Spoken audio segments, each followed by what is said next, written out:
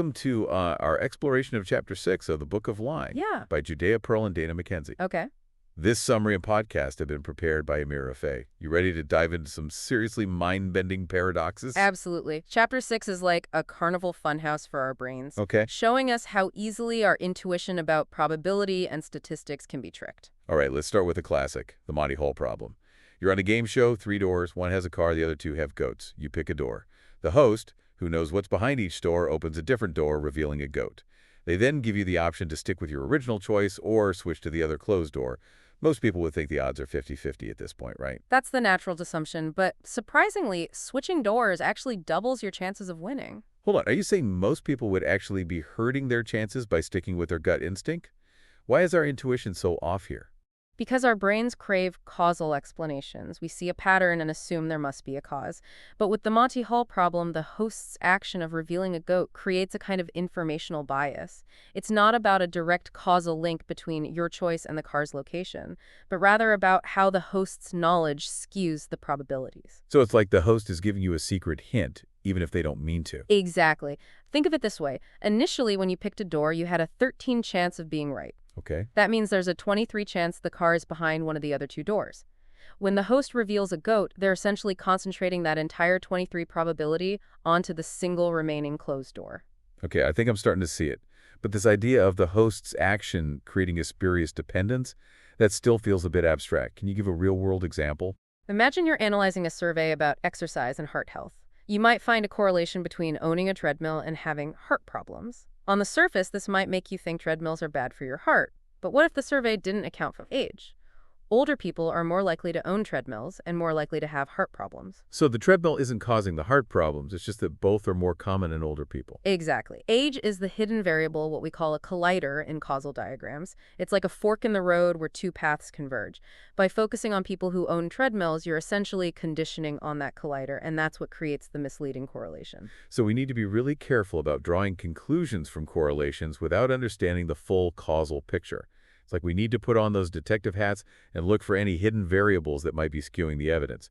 But this craving for causal explanations can also lead us down some surprising paths, as we see in Bergson's paradox, right? Precisely. Imagine you're studying 2 diseases that are completely unrelated in the general population, but when you look at hospital admissions, it appears that having one disease significantly increases your risk of having the other. So are you saying even if a study shows a strong link between 2 things in a specific setting, that link might not actually exist in the real world? That's the essence of Bergson's paradox. Okay. The hospital environment itself is acting as that hidden collider again. People are more likely to be hospitalized if they have either of the diseases, creating an artificial association between them. So how do we avoid falling for this trap? Should we just be skeptical of any study that involves hospitalized patients? Not necessarily. Okay. The key is to be aware of the potential for selection bias.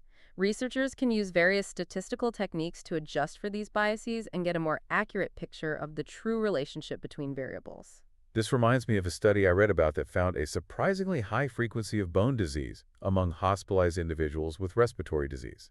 That sounds like a classic example of Bergson's paradox in action. Just like with the treadmill example, the hospital setting creates a spurious correlation between 2 conditions that are actually independent in the general population. So we need to be careful about generalizing findings from specific settings to the wider world. It seems like we can't just take correlations at face value. We need to dig deeper and consider the causal pathways involved. Exactly, and that's where the power of causal thinking comes in. By mapping out the causal relationships between variables, we can avoid these pitfalls and arrive at more accurate and insightful conclusions. Now, ready for another paradox that really twists our understanding of cause and effect? Bring it on. I'm starting to enjoy having my assumptions challenged. Let's talk about Simpson's paradox. Imagine a doctor is testing a new drug, let's call it drug D, to reduce heart attack risk. Early research suggests it's beneficial. However, when the doctor analyzes the data for men and women separately, a strange pattern emerges. Men who took drug D actually had a higher risk of heart attacks, and so did the women who took it. But when the data is combined, ignoring gender, the drug appears beneficial overall. How is that even possible? Wait, so it's harmful for both men and women individually, but somehow beneficial for the whole population? That seems completely backwards. That's the paradox. It's like saying if wearing a raincoat keeps you dry in the rain and keeps you dry on a sunny day, then it should always keep you dry. But that logic breaks down because you're more likely to wear a raincoat when it's raining in the first place. So in this case, it's not the drug itself that's the problem, but something else influencing who takes it. Exactly. Gender is the confounding variable here. Men in the study were more likely to have heart attacks in general, and they were also less likely to take drug D. Women, on the other hand, were more likely to take the drug, potentially because they were more health conscious overall. So the drug is being unfairly canalized because it was primarily taken by a group that was already at a lower risk of heart attacks. Precisely. This difference in drug uptake between men and women skews the overall results, masking the drug's true harmful effect. We call this Simpson's paradox. It highlights how crucial it is to consider confounding variables and understand the causal relationships at play. It makes you wonder how many times this kind of misleading correlation has slipped through the cracks, especially in fields like medicine where the stakes are so high. It happens more often than you might think, which is why understanding causal inference is so important. It's not enough to just crunch the numbers. We need to think critically about the data-generating process and the underlying causal structure. So how do we untangle these messy correlations? Can causal diagrams help us here too? Absolutely. In the drug D case, a causal diagram would show gender as the confounder, influencing both drug and heart attack. To get a true picture of the drug's effect, we need to stratify the data by gender.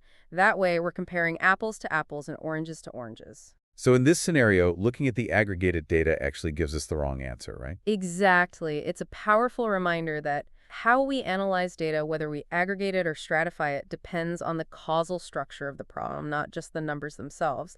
Sometimes aggregating data is the right approach. Other times it can lead to completely misleading conclusions. Can you give an example where aggregating the data is the correct approach? I'm trying to wrap my head around when to do what. Let's say a study is looking at the effectiveness of drug B in reducing blood pressure and also whether it has any impact on heart attack risk. Okay. The results show that people who took drug B were less likely to have a heart attack.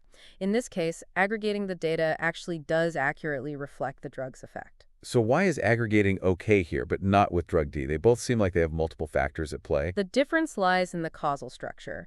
In this scenario, blood pressure is a mediator, not a confounder. It sits on the causal pathway between drug B and heart attack. Drug B lowers blood pressure, which then reduces the risk of heart attack. If we stratify the data by blood pressure, we'd actually be breaking this causal chain and getting a misleadingly low estimate of the drug's effectiveness. Okay, so it all comes down to understanding whether a variable is a confounder, like gender in the drug D case, or a mediator like blood pressure in the drug B example. Precisely, and that's why those causal diagrams are so valuable. They provide a visual roadmap for analyzing data and help us avoid these common pitfalls. This is really highlighting how easy it is to misinterpret data if we don't have that causal lens. It's like those optical illusions where your brain tricks you into seeing something that's not really there. That's a great analogy. And just like with optical illusions, once you see the trick, it's hard to unsee it. Once you start thinking causally, you'll be amazed at how many misleading correlations you spot in everyday life. It's like those moments when you're trying to solve a riddle. Right. And you're so focused on the wrong clues. And then someone points out a simple detail you overlooked, and suddenly the whole thing makes sense. Exactly. And that's what's so exciting about this causal revolution that Judea Pearl has brought to the forefront. It's giving us the tools to move beyond those misleading correlations and see the world through a clearer, more accurate lens. I'm curious, though, these paradoxes seem to pop up a lot in research settings. Can you give some examples of how they might show up in everyday life? Absolutely. Think about how people often misinterpret data about lifestyle choices. You might see a study showing that people who drink red wine live longer. But what if those people also tend to have healthier diets and exercise more? The red wine might not be the cause of their longevity, it's just correlated with other healthy habits. So it's like the treadmill example. There's that hidden variable overall healthy lifestyle that's driving the correlation. Exactly. Or consider how people perceive risk. You might hear that a certain neighborhood has a high crime rate and assume it's inherently dangerous. But what if that neighborhood also has a higher population density, leading to more opportunities for crime?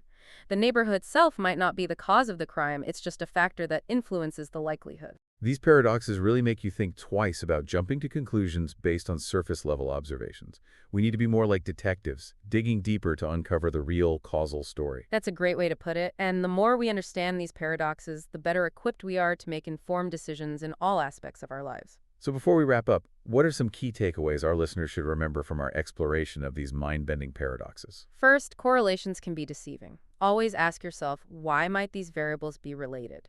Is there a plausible causal explanation, or is there a hidden collider or confounder at play? Right, correlation does not equal causation.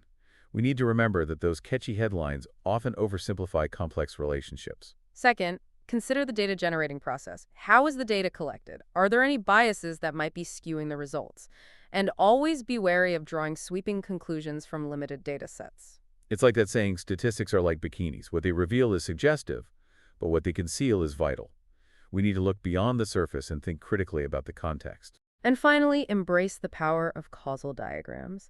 They can help you visualize those complex relationships between variables, identify potential confounders, and avoid the pitfalls of those statistical illusions we've been discussing. It's like having a roadmap to navigate those tricky statistical waters.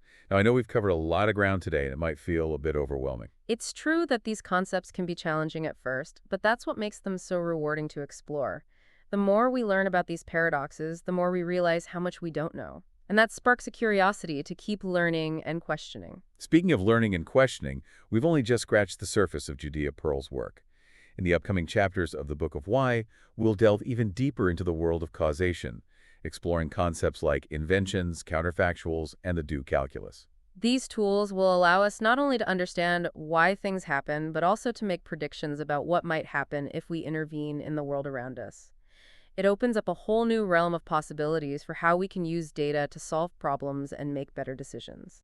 So, to our listeners, we encourage you to keep those causal glasses on. Look for those hidden confounders and colliders lurking in everyday life. And keep questioning those correlations. As Judea Pearl reminds us, the ladder of causation has 3 rungs: seeing, doing, and imagining. We've taken the first step by seeing those causal connections. Now let's continue climbing that ladder and explore the power of doing and imagining.